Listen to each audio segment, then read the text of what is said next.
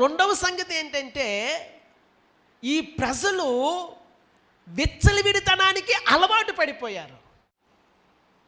వారు తినుటకును త్రాగుటకును ఆడుటకును లేచిరి అని మనం చూస్తూ ఉన్నాము. ప్రియులారా,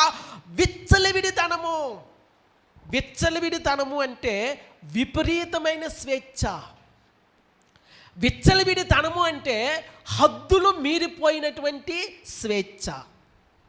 ప్రియులారా, పిల్లవాడు సెల్ ఫోన్తో ఆడుతూ ఉంటే నువ్వు ఎక్కువ సెల్ ఫోన్ చూడొద్దు, చదువుకో అంటే వాడికి కోపం వస్తుంది.